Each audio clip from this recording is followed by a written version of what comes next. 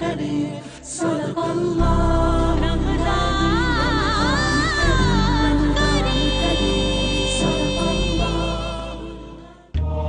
वो नबियों में रहमत लक़ब पाने वाला, मुरादें गरीबों की बर लाने वाला, यकीनी तौर पर रहमतुल्लिल आलमीन जो है रसूल पाक सल्लल्लाहु अलैहि वसल्लम की ज़ात को बना के भेजा गया। और आपकी ज़ात अक़दस के कांटे बिछाती है जो बुढ़िया एक दिन जब कांटे नहीं बिछाए गए हैं तो ताज्जुब करते हैं कि वो क्यों नहीं बिछाए गए, और मालूम पड़ता है कि वो बीमार हैं तो उसके घर तशरीफ़ ले जाते हैं और वहाँ जाकर उसकी तीमारदारी करते हैं, इयादत करते हैं, उसको खिलाते पिलाते हैं, उसका पानी भर देते हैं।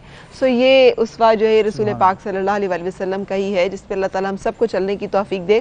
और क्या इत्तफाक है कि आपकी जो बात है वो मेरे अगले सेगमेंट के साथ बिल्कुल मुंतबिक हो रही है, इसलिए कि मैंने आपको क्या बताना है। आप जानते हैं 30 साल से ज़ायद अरसा है एक ऐसी ऑर्गेनाइजेशन का जो हमारे दरमियान ईमान, एहसान और इखलास का जो मैसेज है उसको लेकर आगे आ रही है। और अख़ुवत एक ऐसी फाउंडेशन है जिसे 35 लाख फैमिलीज़ को अभी तक जो है वो कफ़ालत।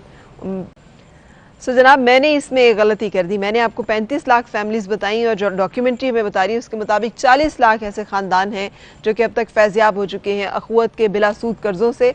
और बाकी की दास्तान जो है वो आपको डॉक्टर मोहम्मद अमजद साकिब साहब खुद बताएंगे जो कि फ़ाउंडर हैं अख़ुवत के, अख़ुवत फाउंडेशन के। अस्सलाम वालेकुम जी। वालेकुम अस्सलाम। कैसे हैं डॉक्टर साहब? जी अल्हम्दुलिल्लाह। हमेशा आपसे मिलकर बड़ी खुशी होती है कि दुनिया में कुछ लोग ऐसे हैं जो अभी तक जो है इंसानियत का अलम बुलंद किए हुए हैं। तो डॉक्टर साहब ये तो मुझे हैरत हुई, मुझे अख़ुवत कॉलेज यूनिवर्सिटी का नहीं मालूम था, इसके बारे में तो कुछ बताइए। जी देखिए, पहले तो मैं आगाज़ इसी से करूँगा कि ये सब कुछ जो है जैसे अभी हम नात के सुन रहे थे कलमात, ये रहमतुल्लिल आलमीन की बरकत है, उनका दिया हुआ फ़लसफ़ा है मवाक़ात। और मवाक़ात का मतलब ये है कि एक अहले सरवत एक अपने से कम खुशहाल शख्स से मोहब्बत का रिश्ता जोड़ ले। तो हमने जब ये रिश्ता जोड़ा और इसकी अमली सूरत कर्ज़ हरसन की सूरत में आई तो अल्लाह ताला ने उसमें बेपनाह कामयाबी दी। तो फिर एक मुकाम पर हम सोचने लगे कि अगर कर्ज़ जो है बग़ैर सूद के है तो तालीम बग़ैर फ़ीस के क्यों नहीं हो सकती। कि जो तौफ़ीक रखते हैं, जिनके पास इस्तिताअत है, वो तो ज़रूर फ़ीस दें क्योंकि ये निज़ाम ऐसे ही आगे बढ़ेगा। लेकिन जो बच्चे फ़ीस अदा नहीं कर सकें, अगर नहीं देंगे तो वो नुकसान उनका नहीं है, वो हमारा नुकसान है। हम बेहतरीन दिमाग से, बेहतरीन इंसान से महरूम हो जाएंगे। तो हमने कहा कि एक तरीका तो यह है कि आज फ़ीस अदा करो और आज पढ़ लो। ठीक। तो क्या ये तरीका नहीं हो सकता कि आज हम कहें कि पढ़ लो, जब फ़ीस होगी तो फ़ीस दे देना। ठीक। तो ये एक तरह से मुस्तकबिल का एक लॉन्ग टर्म कर्ज़ हसन है। बिल्कुल सही। कि आज आप फ़ीस नहीं दे रहे, आपके पास नहीं है, आप पढ़ रहे हैं, 2-4 साल के बाद जब मुलाजमत करेंगे, कारोबार करेंगे, तो फिर याद रखें कि किसी ने मोहब्बत से हाथ थामा था, किसी ने कागज़ कलम से रिश्ता जोड़ा था, तो फिर उस वक्त वो फ़ीस जब आएगी तो फिर ये इस अदारे के बनाने वालों को नहीं मिलेगी, फिर किसी और बच्चे को मिल जाएगी, किसी और घर में इल्म का चिराग रोशन हो जाएगा। तो ये चिराग दर चिराग एक रोशनी की एक मुहिम है जो कहाँ से शुरू होती है, जो खाके मदीना से शुरू होती है कि जो अपनी ज़ात के हिसार से बुलंद होकर किसी और के आंसू पूछने की जुस्तजू है। तो ये हमारा अल्हम्दुलिल्लाह हमारे पास 600-700 बच्चा पढ़ रहा है इस वक्त। और हमने ये जो अदारे बनाए, एक कराची में है, एक NJV स्कूल, अच्छा, एक कसूर में है, एक चकवाल में है और एक फैसलाबाद में है। अच्छा, ये उस मखसूस इलाके के लिए नहीं है, ये रेजिडेंशियल अदारे हैं। अच्छा। और इसमें सारे पाकिस्तान के बच्चे आके पढ़ते हैं। 15% बच्चा हर सूबे से आता है। अच्छा। तो अब मसलन मैं आपको बताऊँ, आप हैरान होंगी कि जो कसूर का हमारा अदारा है इसमें तकरीबन 70 अज़ला पाकिस्तान के वहाँ के रहने वाले बच्चे हैं, 12 ज़ुबानें बोलते हैं। अच्छा। उनमें ईसाई भी हैं, हिंदू भी हैं, कोई खास डिग्रीज हैं, कोई खास डिसिप्लिन्स हैं। हम शुरू से करते हैं ना जी, pre medical, pre engineering, ICT और फिर आर्ट्स, उसके बाद बायोटेक्नोलॉजी, इकोनॉमिक्स और मुख्तलिफ किस्म की चीज़ें। लेकिन इसकी असल खूबसूरती यही है कि जिस तरह एक चमन है, एक गुलशन है, उसमें रंग रंग के फूल हैं, तो हमने इसमें तालीम, तरबियत, डाइवर्सिटी, तहम्मुल और पाकिस्तान का जो एसेंस है ना वो डालने की सबके लिए। कायद आज़म ने फरमाया कि पाकिस्तान बन गया, अब तुम आज़ाद हो अपनी मस्जिद में, अपने मंदिर में, अपनी चर्च में। तो हमें उससे गरज नहीं है, हम देखते हैं कि क्या वो पाकिस्तानी शहरी है। ठीक है। रहमतुल्लिल आलमीन का जो पैगाम है वो सिर्फ मुसलमानों के लिए तो रहमतुल्लिल मुस्लिमीन नहीं है। हाँ। तो ये एक ऐसा सरचश्मा फैज़ है जो सबके लिए। बिल्कुल से मुझे बताइएगा क्या क्राइटेरिया, जो लोग चाहें कि इसमें डोनेट करना चाहें उन्हें क्या करना है, और जो लोग इससे फ़ायदा उठाना चाहें, कोई सुन रहा है स्टूडेंट, कोई फैमिली, और वो चाहें कि वो एडमिशन ले सके, उन्हें क्या ये तो बिल्कुल ऐन मुनासिब दिनों में आपने हमसे पूछा। आजकल हम बच्चे ढूंढ रहे हैं, तो उसमें यह है कि 80% मार्क्स अगर फॉर एग्जांपल मैट्रिक में हैं, अब तो खैर मैट्रिक का एग्ज़ाम नहीं हो रहा, वो 9th के बुनियाद पर हो जाएंगे। फिर यह है कि हर सूबे में से हैं, फिर यह है कि उनके वालिदैन के पास उनको आला तालीम देने के वसाइल नहीं है। ठीक है, बस ये दो बुनियादी कैरेक्टरिस्टिक्स हैं कि एक बेहतरीन सलाहियत और एक वसाइल की कमी, और फिर उसको हम बांटेंगे, उस तमाम जितने भी तालीम जितनी भी सीट्स मौजूद हैं वो हर जगह पर जाएंगी। ठीक है, फिर वो हमारे पास आएंगे, खाना पीना पहनना कपड़े एवरीथिंग इज, इसमें FSC प्री इंजीनियरिंग भी है, प्री मेडिकल भी है, ICT भी है, ह्यूमैनिटीज ग्रुप भी है। अच्छा, तो वो हमारे बच्चियों के लिए हमारा डिग्री कॉलेज है, वो उसमें पूरे पाकिस्तान से बच्चियां आती हैं। अच्छा, वो इकोनॉमिक्स पढ़ती हैं, लिटरेचर पढ़ती हैं, मुख्तलिफ BBA के कोर्सेज करती हैं। ठीक, और कितना अर्सा हुआ है इन तमाम इदारों के क़याम को? ये हमने पिछले कुछ 6-7 साल से काम कर रहे हैं, आहिस्ता आहिस्ता। पहले हम एक किराए की बिल्डिंग में रहते थे, तो ज़ाहिर है Rome was not built in a day, तो ये सारी की सारी वो भी कहते हैं ना कि ये दिल की बस्ती है, बसते बसते ही बसेगी। हाँ जी। तो हमने ये बड़ी दिल से ये चीज़ बनाई। अब 42 एकड़ पर मुश्तमिल है हमारा ये जो कैंपस है, तकरीबन 3 लाख स्क्वायर फुट। जी जी, और उसमें आप देखें, मैं तो खुश हूँ, आप अपना प्रोग्राम किसी दिन उन बच्चों के साथ बैठ के जरूर इंशाल्लाह। बच्चे सारी जुबानें बोलते हैं। अच्छा, वाह। वो कबायली इलाका के बच्चे हैं। ठीक है, वो ना बोर्डिंग के पैसे लिए जाते हैं, ना हॉस्टल के पैसे लिए जाते हैं, ना फीस के पैसे। बच्चों से कोई पैसे नहीं लेता ना, वो हमारे बच्चे हैं, आपके बच्चे, हम सबके इस कौम के मुश्तरका। तो हम उन्हें कहते हैं कि इल्म यहाँ पर बड़ा फरोख्त नहीं है, आप पढ़ो और कल को फिर किसी और को पढ़ा देना।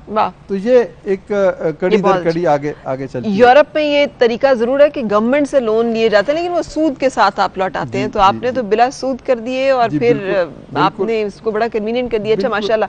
जो लोग आपके साथ हाथ बटाना चाहें उन्हें क्या करना है? जी, उन्हें देखिए, ज़कात देना चाहें तो वो ज़कात दे सकते हैं, क्योंकि हमारे तालीमी काम ज़कात से चलते हैं। हमारा एक छोटा सा अस्पताल ज़कात से चलता है, हम ख्वाजा सराओं के लिए काम करते हैं, वो ज़कात से चलते हैं। तो बहुत सारी ज़कात से मुतल्का हैं।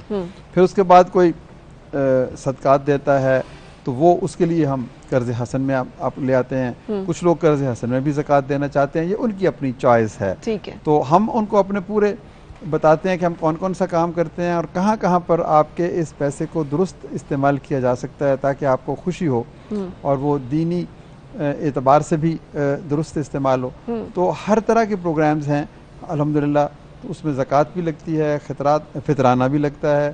फितराना भी तो एक सदका है। बिल्कुल बिल्कुल। तो इस तरह खैरात, सदकात। और क्या आपके वेबसाइट से ही जाकर ढूंढेंगे आपके कॉन्टेक्ट डिटेल्स, या फिर आप यहाँ शेयर करना चाहेंगे? जी, हमारी वेबसाइट www.akhuwat.org.pk, उसके ऊपर तमाम हमारी तफसीलात दी हुई हैं। हमारे दफातर क्या हैं, हमारे प्रोग्राम क्या हैं, हम क्या करते हैं, कैसे करते हैं। फिर उसके साथ ही जो डोनेशन के चैनल्स भी बताए गए, आप ऑनलाइन दे सकते हैं, आप पोर्टल पे दे सकते हैं, आप चेक भिजवा सकते हैं, आप हमें इतला करें, हम भी जाकर आपसे आपके घर हाजिर हो सकते हैं। तो ये सारे तफसीलात वहाँ पर मौजूद हैं। www.akhuwat.foundation नहीं, akhuwat.org.pk akhuwat.org.pk। सो यहाँ पे जाके सारी कांटेक्ट डिटेल्स जो है मिल जाएंगी। अच्छा डॉक्टर साहब, ये माशाल्लाह आपने जो पौधा लगाया है ये अब बड़ा होता जा रहा है इंशाल्लाह, तो कोई फर्दर कुछ पॉलिसी गाइडलाइंस की तरफ भी आने का सोचा आपने? क्योंकि हमारे मुल्क में जहाँ पर तालीम के भी मसाइल हैं, सेहत के भी मसाइल हैं, अब इकनॉमिक मसाइल इतने ज़्यादा हैं, कोरोना की वजह से मौश का मसला बहुत ज़्यादा बन गया, तो क्या और देख रहे हैं आप? हमारा जो अदारा है ना जी, ये एक फ़र्द वाहिद का अदारा नहीं है, ये एक फ़र्द वाहिद की बिना पर वजूद में नहीं आता, ये एक फ़लसफ़े की बिना पर वजूद में आता है, एक इंस्टीट्यूशनल फ्रेमवर्क है इसमें। तो अब हमारे पास इतना डेटा मौजूद है कि हमने तमाम यूनिवर्सिटीज़ को कहा है कि आप आएँ और रिसर्च करें। रिसर्च कैसे होती है? रिसर्च के लिए डेटा चाहिए, शुमारियात चाहिए, इदाद व शुमार की ज़रूरत है। तो हमने तो जितनी भी आप देखें कि ऑक्सफोर्ड यूनिवर्सिटी के तालिब इल्म हमारे पास रिसर्च करने आते हैं। अच्छा। शिकागो यूनिवर्सिटी से हमारे पास, सिएटल यूनिवर्सिटी से हाल ही में हमने न्यूयॉर्क में उन्होंने कहा कि जी हमने कुछ प्रोडक्ट्स बनानी है, कुछ डिज़ाइंस करने हैं, कुछ ह्यूमन रिसोर्स के बारे में हमने तहकीक करनी है कि ये आपका ह्यूमन रिसोर्स एक यूनिक मिशनरी स्पिरिट के साथ काम करता है, ये कैसे मुमकिन है? तो आपसे आज एक शख्स कर्जा लेता है और वो कर्ज को देने वाला बन जाता है, तो ये मौजज़ा कैसे रूनुमा होता है? तो ये हम रिसर्च में सपोर्ट करते हैं। फिर हमारे अपने जो तालीमी अदारे हैं वहाँ पर हम लोगों को, बच्चों को रिसर्च की तरफ माइल करते हैं, क्योंकि देखें वो जो कहते हैं ना कि करेंगे अहले नज़र ताज़ा बस्तियाँ आबाद, मेरी नज़र नहीं सूए कूफा व बगदाद। तो ताज़ा बस्तियों को आबाद करने के लिए तहकीक की ज़रूरत है, तदब्बर की ज़रूरत है। हम कर्ज़ हसन से निकलकर लॉन्ग टर्म कर्ज़ हसन की तरफ आए ही इसलिए हैं कि हमें एक नई दुनिया बनानी है जो साइंस को समझती है, जो अपने बुनियादी रवायात से दूर नहीं है, अपनी तारीख़ का शऊर रखती है और फिर अपनी दीनी इक़दार से वाबस्ता है। तो ये इस किस्म के बच्चों आप उनको तालीम देंगे, उनको इस तरह के मौक़े देंगे, तो ये बच्चे फिर आगे पॉलिसी बनाएंगे, ये बच्चे आगे सियासत करेंगे, ये बच्चे आगे सिविल सर्विस में जाएंगे, ये बच्चे आगे एंटरप्रेन्योर बनेंगे। तो ये एक तरह आप समझें कि एक बहुत आने वाले ज़माने का बिल्कुल बिल्कुल। आप देखिए कि अगर आपने मुस्तकबिल में इन्वेस्ट करना है तो आप बच्चों में इन्वेस्ट करें, उनकी तालीम में, उनकी सेहत में इन्वेस्ट करें, क्योंकि वो आइंदा आने वाले दिनों में वो जिसे कहते हैं एक सेहतमंद दिमाग ही सेहतमंद और सही दुरुस्त फैसले कर सकता है। तो ये तो एक बहुत बड़ा सदका जारी है कौम की तरफ।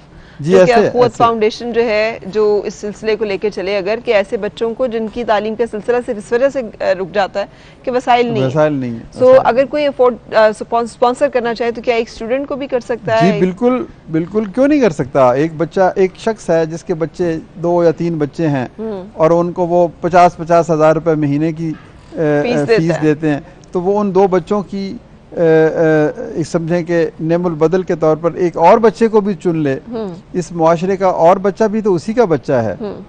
तो वो यशफाक अहमद साहब की बड़ी मशहूर बात है, उन्होंने कहा कि सुना मैंने किसी से को कहते थे मेरे बच्चों की तालीमी काबिलियत तो बहुत थी लेकिन उनकी परफॉर्मेंस अच्छी नहीं थी, तो मैंने फिर मेरे जितने बच्चे थे उतने बच्चे ढूंढे और उनको मैं फीस देने लग पड़ा, उन पर मैं तवज्जो देने लगा। तो अल्लाह को मेरा शायद ये काम इतना पसंद आया कि उसकी बरकत से मेरे बच्चे भी जो थे वो भी और अल्लाह ताला ने उनको और ज़्यादा सलाहियतें दे दी। तो ऐसे बहुत से लोगों ने ये बातें बताई कि जब उन्होंने दूसरों के बच्चों के ख्वाब पूरे करने शुरू कर दिए तो उनके ख्वाब खुद ब खुद ताबीर तक पहुँचने लगे। तो आप खुद अगर दुखी हो ना तो आप किसी और का दुख दूर कर दें, तो ये मुमकिन नहीं है कि आपका दुख दूर ना हो। बिल्कुल सही, क्योंकि ये एक नबी पाक सल्लल्लाहु अलैहि वसल्लम की हदीस का मफहूम मुझे याद आ रहा है कि अगर जो शख्स किसी अल्लाह के किसी मखलूक का काम अपने हाथ में लेता है तो उसका काम अल्लाह अपने हाथ में ले लेता है। बेशक बेशक बेशक, जो अल्लाह के काम में लग जाता है अल्लाह उसके काम में लग जाता है। और वैसे भी वो है ना, कुरान करीम में लिखा है ना कि भलाई का बदल जो है वो सिर्फ भलाई है। अगर आप अच्छा, और कारमा का कॉन्सेप्ट है सर, ये तो हमारे मज़हब से बढ़कर भी जो दूसरी अक़वाम और अक़ीदे हैं वो भी इस पे कारमा पे यकीन रखते हैं कि जो आप देते हैं आपकी तरफ वही लौटाया जाता है, वही आपकी तरफ लौट के आ जाता है।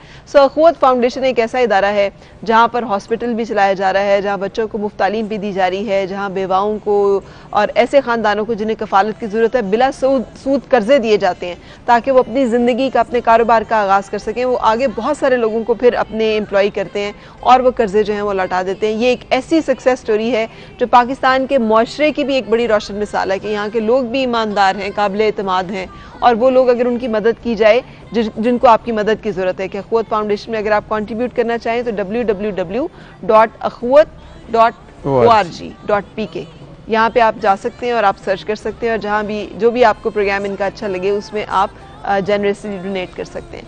Thank you very much doctor साहब, जी बहुत मेहरबानी, always a pleasure to meet you.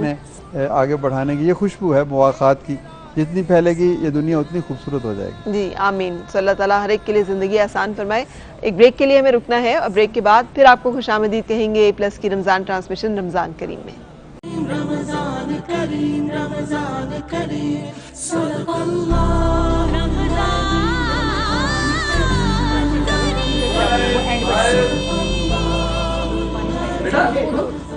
पानी साइड पे रख दो। खुशामदीद। और हम इस वक्त किचन में हैं अपनी शेफ़ महविश के साथ, जो आज एक दोनों ही बड़ी यूनिक चीजें बना रही हैं और मुझे तो इनके नाम भी नहीं समझ में आ रही। क्या क्या आज हम बनाने जा रहे हैं कश्मीरी गोश्ताबा है और ये बड़ी कश्मीर की बड़ी फेमस डिश है और बड़ी सिंपल और बड़ी इजी है और मेरा ख्याल है कि बहुत कम लोगों ने इसको ट्राई किया होगा, लेकिन अगर पहली दफा सुना है मैंने तो। और इतने बड़े बड़े कोफ्ते हैं ये। बिल्कुल ऐसे ही है और ये मतलब बहुत सिंपल ये इसकी रेसिपी है और आपने इसको घर पे जरूर ट्राई करना है। मैं आपको साथ साथ बताती रहती हूँ कि मैंने इसमें क्या किया है। सबसे पहले मैंने लिया है कीमा, जो चिकन के जो ब्रेस्ट के फिले हैं मैंने वो लिए हैं, उनको मैंने डाला है चॉपर में। उसमें मैंने डाला है तकरीबन 5 टेबल स्पून इसमें मैंने मक्खन लिया है, इसमें मैंने सौंफ डाली है, इलायची है उसके दाने हैं, साथ में मैंने जायफल और जावित्री इसका पाउडर डाला है और इसको मैंने अच्छे से ब्लेंड किया है। ब्लेंड करने के बाद इसको मैंने इस तरीके से पानी की बिल्कुल ये पेस्ट होना चाहिए, ठीक है, यानी कि बिल्कुल चंक्स ना हो। इसमें और मुझे प्याज भी नजर आ रहा है, बिल्कुल हरा हरा भी है। इसमें थोड़ा सा पुदीना और थोड़ा सा हमने प्याज डाला है और इसको पेस्ट बना दिया। ये हमारा बन गया गोश्ताबा और अब हम इसकी यखनी को बनाएंगे जिसमें ये कुक होगा। अच्छा बिल्कुल, ठीक है। तो यखनी बनाने के लिए हमें क्या चाहिए सबसे पहले? इसकी यखनी भी थोड़ी सी यूनिक है, वो भी मैं आपको साथ साथ बता दूं। फ्लेम हमने स्लो किया है। इसमें मैं ले रही हूँ करीब 1 kg के करीब दही है। सबसे पहले दही डल गया क्योंकि दही की ही यखनी बननी है। ओह, अच्छा। और इसको मैंने अच्छे से मिक्स किया। मिक्स करने के बाद साथ ही मैंने इसमें डाल दिया 1 अंडा। Very good. ये क्या क्या कॉम्बिनेशंस आज हो रहे हैं दही और अंडे का? दही और अंडा इसलिए कि दही की जो फुटकी है वो ना बने, उसके लिए सबसे पहले आपने अंडा डाल के इसको यूं मिक्स कर देना है। इससे ये हो जाएगा कि जो हमारी यखनी है, स्टॉक है, वो स्मूथ बनेगा। वो जिस तरह होता है ना पानी के अंदर झिल्लियां, वो नहीं बनेंगी। यानी दही जो जिसकी फुटकियां बन जाती हैं वो नहीं होगा, वो नहीं होगा, वो अंडा डालने की वजह से ऐसा हाँ जी बिल्कुल ऐसे। इसमें डालेंगे साबुत दालचीनी, मोटी इलायची और साबुत गरम मसाले में जिसमें आ रहा है जीरा, लौंग है और काली मिर्च है, ये मैंने डाल दिया। ये जैसे ही पकता रहेगा और इसी के साथ साथ मैंने लिया है इसके अंदर इसी में लिया है देसी घी तकरीबन 4 से 5 टेबल स्पून, ये मैंने इसमें डाल दिया है। लेकिन मैं आपको बताऊं अगर देसी घी ना भी हो आप डालडा बनास्पति डालें। हाँ बिल्कुल, डालडा बनास्पति घी डालें, आप देसी घी डालें, मतलब कुछ भी आप घी अवेलेबल, घी ऑयल नहीं डालना आपने। तो इसमें डालडा बनास्पति घी आप यूज कर सकते हैं। बिल्कुल। और इसमें मैं ले रही हूँ सब्ज इलायची का पाउडर है 1 टीस्पून, ठीक है। अदरक लहसुन का पेस्ट है तकरीबन 2 टेबल स्पून, ठीक है। और उसी के साथ साथ नमक ले रही हूँ हस्बे जायका, क्योंकि हमने इस गोश्ताबा जिसको हमने पीसा था उसमें हमने नमक भी ऐड किया था। अच्छा, ये आपने चिकन में बनाया है कि बनता ही चिकन में? नहीं, ये मोस्टली वैसे चिकन में ही बनता है। ठीक है, ठीक है। अच्छा, और वो प्याज इसमें डालने के लिए रखे हुए? नहीं, ये जो सरसों का तेल है और ये जो प्याज है इसका हम लास्ट में तड़का लगाएंगे। इसको? इसको। ओह माय गॉड, ये तो ये है मस्टर्ड ऑयल है और इसका लास्ट में तड़का लगेगा। अब आप देख रहे हैं, इसको बस आपने मिक्स करते रहना है। इसी के साथ हम ये जो पुदीना है, पुदीना लोग डालते हैं लास्ट में, मैं इसके अंदर अभी से डाल रही हूँ, और साथ में सब्ज सौंफ है वो डाल दिया, और इसी के साथ सफेद मिर्च है। मोस्टली इसका कलर जो है वो सफेद रहेगा। और ये व्हाइट कोरमा टाइप की कोई चीज? नहीं, ये कोरमा टाइप में, कोरमा में थोड़ा सा थिकनेस आएगी। अभी ये उबलना शुरू होगा तो मैंने इसमें तकरीबन 3 गिलास पानी डाल देने हैं। अच्छा, ठीक है। जैसे ही पानी डालूंगी, पानी उबलेगा तो ये जो गोश्ताबा है इसके अंदर हम इसके जो बॉल हैं चिकन के वो डालेंगे, इसको बॉयल करेंगे, ये और बड़े हो जाएंगे मतलब पकने के बाद, तो उसके बाद हम इसको डिश आउट करेंगे। और उसके ऊपर और ये हम गरम मसाला 1 टीस्पून, उसमें प्याज का तड़का सरसों के तेल में लगा के डालेंगे। अच्छा जी, और डालडा कुकिंग ऑयल जैसे मैंने कहा इसमें हमने डालडा बनास्पति ऑयल डाला है, तो आपने क्या करना है कि आप ये चीज़ जहन में रखें कि डालडा ही कहता है कि जहाँ डालडा वहाँ ममता, जहाँ ममता वहाँ डालडा। और डालडा जो है फोर्टिफाइड है, इसका मतलब ये है कि जो डालडा कुकिंग ऑयल है ख़ास तौर पे वो एक ऐसे प्लांट पे बनाया जाता है जो कि इंटरनेशनल क्वालिटी का है और स्टैंडर्ड का है, जहाँ पर मुज़र सेहत कोलेस्ट्रॉल भी नहीं रहता उसमें ऑयल में, तेल के कुदरती अज्जा भी महफूज रहते हैं, और उसके बाद उसमें एडिशनल मिनरल्स एंड वाइटामिन डाले जाते हैं ताकि वो हमारी क़ुव्वत मुदाफ़त को बढ़ाएं। और जैसे कोरोना के दिन है तो हमें ऐसी आज ये गोश्ताबा बना रही हैं। ये बड़ी हेल्दी डिश है और बड़ी मज़े की है, और ज़रूरी नहीं कि आप वो जो रेड ग्रेवी वाला खाना बनता है घर पे, सारे मसाले डाल रहे हैं भून भून के, उनसे थोड़ा सा ये हट के है, डिफरेंट है। और इसमें सब्ज़ इलायची का जो काली इलायची है उसके दानों का और सौंफ का जो है वो जायका बहुत इनहेंस करेगा आपको जब आप इसको खाएंगे। और सबसे मजे की बात यह है कि आज चूंकि 27वीं की रात है, तो ऐसा यूनिक जो भी आप घर में कुछ बनाते हैं तो वो सेलिब्रेशन का जो एक एहसास होता है, जो फेस्टिविटी का एहसास होता है, जो याद रहता है, हमें और कुछ याद न रहे, हमें ये जरूर रहता है कि ये खाना हमने तब खाया था और ऐसे ही बनाया था और तब खाया था। तो वो भी एक जरूरी है। अच्छा, हम मीठे में क्या बना रहे हैं? हम बना रहे हैं ब्राउनी डिजर्ट है ये। सबसे पहले मैंने इसमें दूध लिया है, दूध में मैंने लिए हैं 4 टेबलस्पून कॉर्नफ्लोर के, इसमें मैंने वनीला एसेंस डाला है और इसको मैंने अच्छे से ये देखिए थिकली मैंने इसको कुक किया है। और इसी के साथ साथ मैंने इसके अंदर 3 अंडे की जर्दियां डाली हैं। अच्छा। जिसकी वजह से ये थिकनेस इसकी आ गई है। और साथ साथ मैंने इसके डाली है चॉकलेट, कोई सी भी आपको मतलब इजीली बाजार से मिल जाए, वो एक बड़ी स्लैब जो है वो मैंने इसके अंदर डाली है। इसके अंदर चॉकलेट का टेस्ट आएगा। अच्छा। इसको मैंने अच्छे से कुक कर लिया, थोड़ा सा ठंडा होना बहुत जरूरी है। यानी ये अंडे की, चूंकि पूरे अंडे से बना हुआ है तो इसलिए इसकी न्यूट्रिशन वैल्यू है। बिल्कुल। लेकिन अगर आप कट शॉर्ट करना चाहें तो आप रफान भी डाल सकते हैं। रफान भी डाल सकते हैं। और दूसरी बात है ऑलपर्स का दूध में ये कुक हुई है, ये आप इसकी दिखा सकते हैं ये कितना थिक है। उसके बाद हमने ली है ब्राउनी, इसकी बेस में हम ब्राउनी लगाएंगे। उसके बाद ये हम इसके अंदर पोर करेंगे। बस अब आप चुप हो जाएं। उसके बाद आपकी गार्निश आपकी। अब आगे नहीं, आपसे पूछ के डालती जाऊंगी ना। बिल्कुल। लेकिन पहले ऑलपर्स के बारे में तो बताएं कि ऑलपर्स क्या है। ऑलपर्स एक खालिस दूध है जिसको यूज़ करने के बाद आपको कोई और थिकनेस के लिए या कोई और रिचनेस के लिए किसी चीज़ के डालने की ज़रूरत नहीं पड़ती है। ऑलपर्स अकेला ही काफ़ी है। जैसे आप इसको शीर खुरमा में डालें, आप कस्टर्ड बनाएं, आप इवन के आप दूध से बनी कोई भी चीज़ बनाएं, तो ऑलपर्स यूज़ करेंगे तो आप खुश रहेंगे, मेरा ख्याल है। बिल्कुल से ऑलपर्स है वो अच्छे सोर्सेज से जमा किया हुआ दूध है, जहाँ पे कि दूध की रिचनेस जो है, नेचुरल उसकी जो गुडनेस है उसका ख्याल रखा जाता है। ये एक मुकम्मल कंप्लीट फैट मिल्क है, इसमें कोई चीज़ निकाली नहीं जाती। इसकी वजह से इसकी कुदरती ग़िज़ाइयत जो है महफूज रहती है। UHT ट्रीटेड होता है और जब ये हम तक पहुंचता है तो बड़ी अच्छी पैकेजिंग में इसको महफूज किया जाता है ताकि वो जो उसके नेचुरल सोर्स से जो इसकी गुडनेस थी वो हम तक पहुंचे और उसको हम इंजॉय कर सकें। अब इसके ऊपर मैं कैरमल डाल दूँ? बिल्कुल, इसके अंदर हम कैरमल डालेंगे जिसके अंदर शुगर को मैंने ऑलरेडी कुक किया। कुक करने के बाद जैसे ही ये थोड़ा सा आप दिखा दें, ये शुगर को कैरमलाइज किया यानी कि जलाया, और उसके बाद इसके अंदर मैंने ऑलपर्स क्रीम का पूरा एक पैक डाला 1 प्याली चीनी के अंदर। उसके बाद ये कैरमल बन गया और अब हम इसको इसके ऊपर पोर करेंगे और लास्ट पे हम वॉलनट्स। घर में बच्चे तंग करें ना तो ये बना के आप उन्हें टॉफीज की सूरत में जरा थोड़ा सा फ्रीजर में रख बिल्कुल दे बिल्कुल। और ये बड़े मजे की हमारी वो जो कैरमल टॉफीज बनती है ना, ये वही टेस्ट आ जाएगा जो कि अगर आपको भी शुगर लेवल का प्रॉब्लम हो और कभी लगे कि अचानक वो लो हो जाता है, दिल करे इस तरह की चीज़ खाने को, तो आप ये बना भी सकते हैं, खा भी सकते हैं, बच्चों को भी बना के दे सकते हैं डिफरेंट चीज़ों पे लगाने के लिए, है ना। बिल्कुल, बिस्किट्स के साथ भी लगा कर दिया जा सकता है उन्हें, है ना। आप किसी भी तरीके से इसको इस्तेमाल कर सकते हैं और ये बड़ी मज़े की एक ड्रेसिंग है जो किसी भी डिज़र्ट के ऊपर आप अपनी मर्ज़ी से कर सकते हैं। और मैंने इसको पूरा भर दिया है ऊपर से कैरमल से, जिसकी वजह से आप देख सकते हैं पूरा कैरमलाइज इसका जो फ्लेवर है वो हर चंक में आ जाएगा।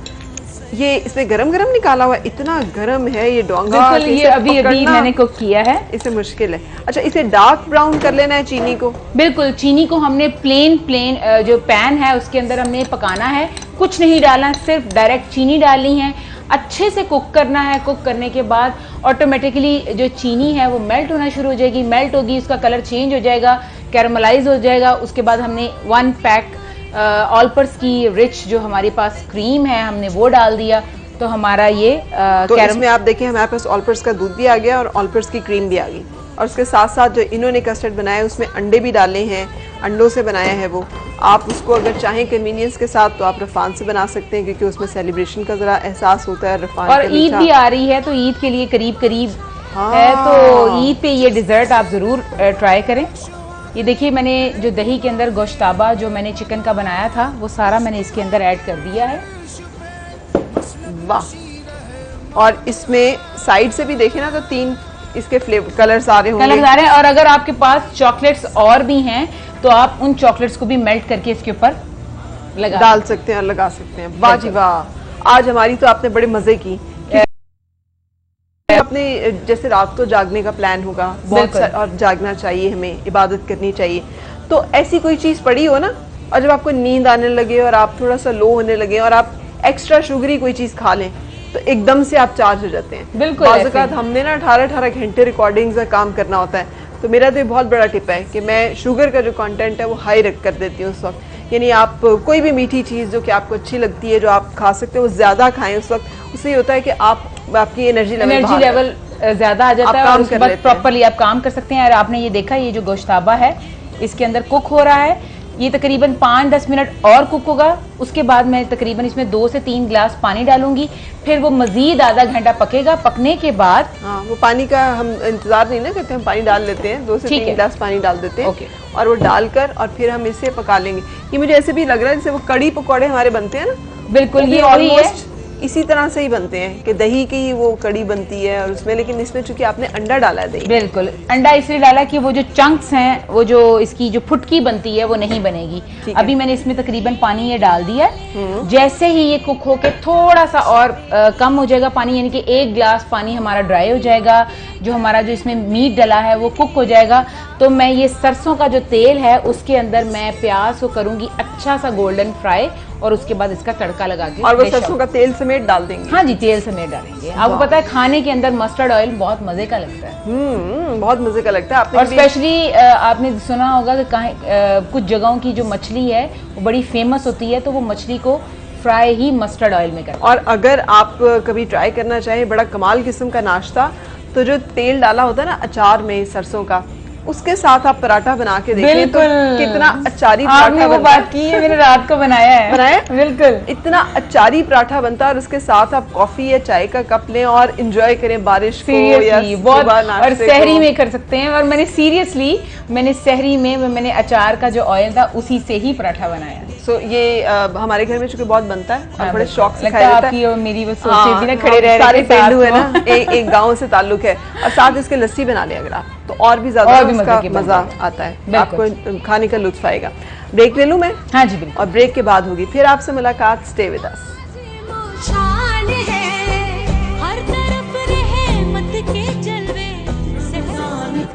रमजान करीम सल्लल्लाहु अलैहि वसल्लम।